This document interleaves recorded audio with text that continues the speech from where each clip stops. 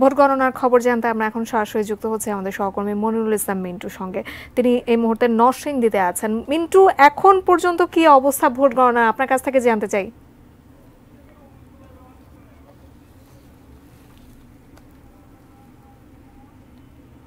নরসিংদী পলাশ উপজেলায় 63টি ভোট কেন্দ্রে ভোট অনুষ্ঠিত হওয়ার পর সেই ফলাফল যে সহকারী রিটার্নিং অফিসারের যে কার্যালয় উপজেলাতে, সেখানে সন্ধ্যার পর থেকে আসা শুরু করে এবং এরপরে ফলাফল ঘোষণা চলছে এবং এখন পর্যন্ত বলা যায় 63টি যে ভোট কেন্দ্রের যে ফলাফলের মধ্যে প্রায় 25টি ভোট কেন্দ্রের ফলাফল ঘোষণা করা হয়েছে এবং এখানে ফলাফল ঘোষণার কেন্দ্রে এখানকার পলাশের যে উপজেলা নির্বাহী অফিসার তিনি উপস্থিত রয়েছেন এবং উপজেলা নির্বাচন অফিসার তিনি এই ফলাফল ঘোষণা করছেন।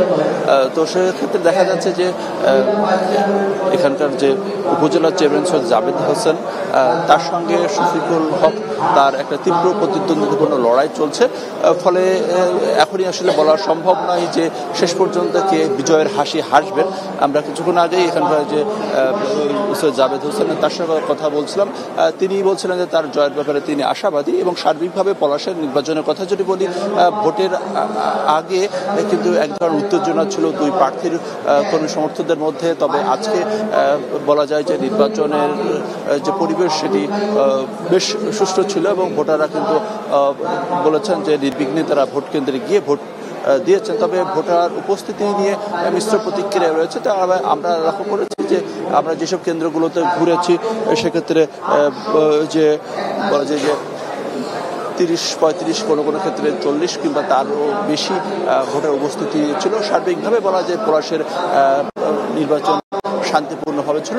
অন্যদিকে আমি কালীগঞ্জেও বড় একটি সময় কাটিয়েছি এবং সেখানেও বিভিন্ন কেন্দ্রগুলো ঘুরেছি। গাজীপুরের কালীগঞ্জ, সেখানেও কিন্তু শান্তিপূর্ণ ভোট অনুষ্ঠিত হওয়ার পরে সেখানেও একটা তীব্র লড়াই চলছে ফলাফল ঘোষণার যে কেন্দ্র থেকে।